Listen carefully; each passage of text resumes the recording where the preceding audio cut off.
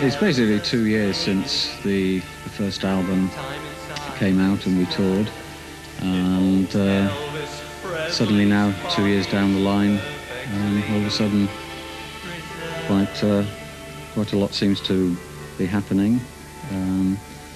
We spent the last, the interim period basically recording the new album, and kind of at the last minute we then decided to do a video for the album, and about a year ago a book publisher called Black Spring Press approached me about doing a collection of, a complete collection of my lyrics.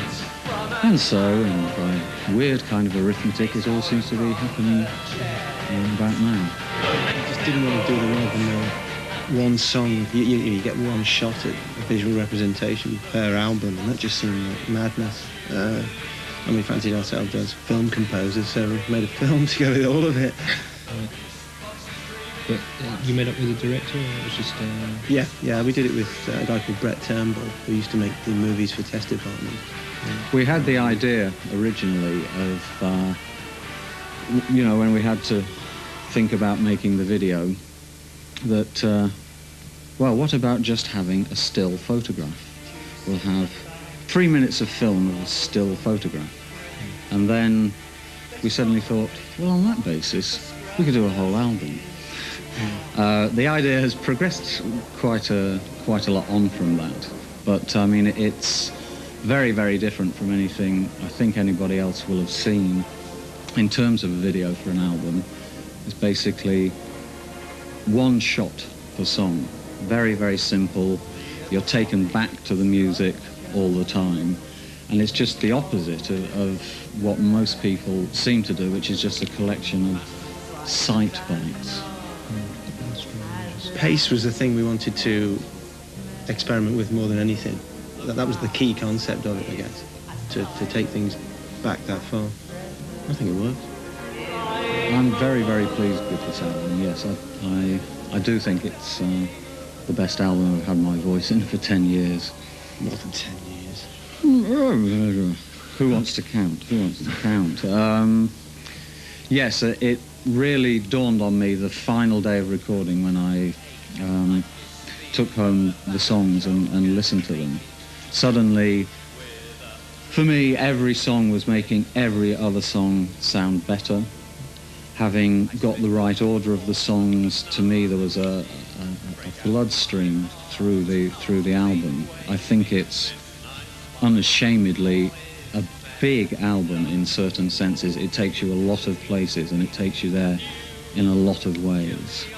And yes, I mean, possibly for the first time I was really quite taken aback at ending with recording rather than feeling niggly little ifs and buts, just that I've been a little bit better at this other one. This is also a collaboration, but Dave Formler has come back into the picture in the sense of producing and working with you both on the record. How did that come about? Was it, again, a choice you deliberately went for, or more accident rather than design? A bit of both, wasn't it?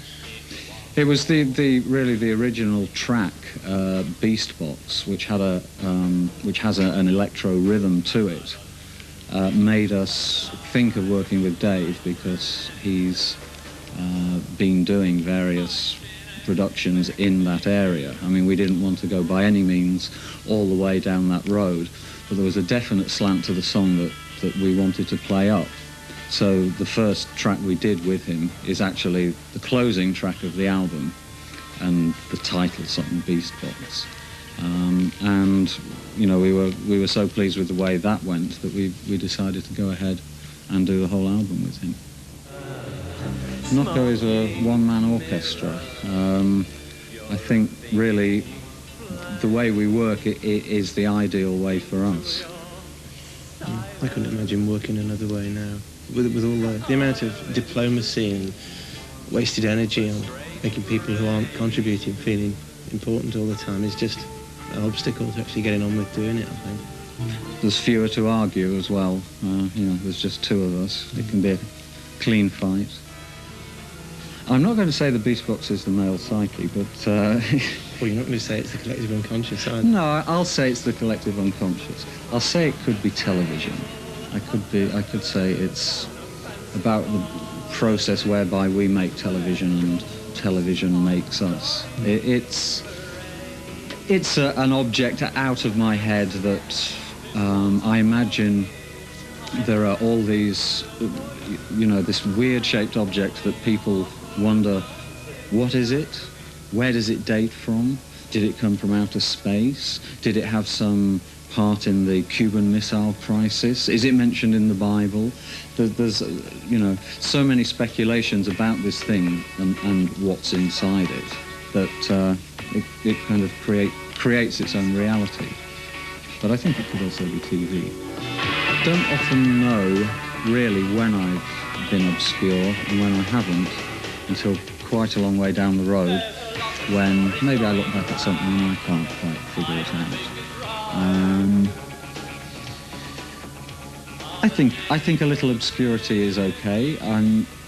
I'm myself very interested in writing about things that are on the very edge of understanding, where you barely know what's going on. You can only just perceive what's going on, or maybe you're seeing it two ways, you're seeing it three ways. I mean, when I started in music, I said that I felt I was about mixed feelings about everything, and pretty consistently so. And when you have those kind of feelings, then things do get a bit obscure.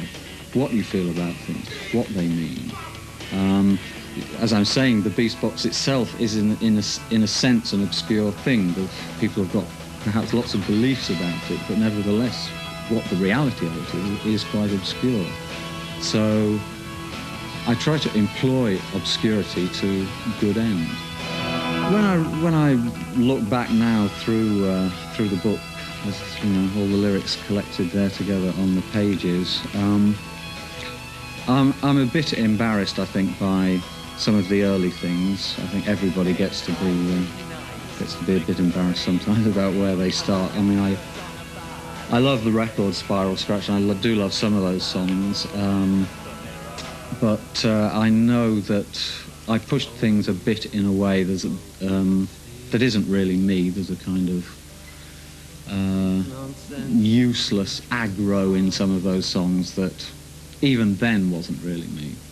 But there again, in terms of looking at some of those lines, they could occur in songs, in the lyrics I'm writing today.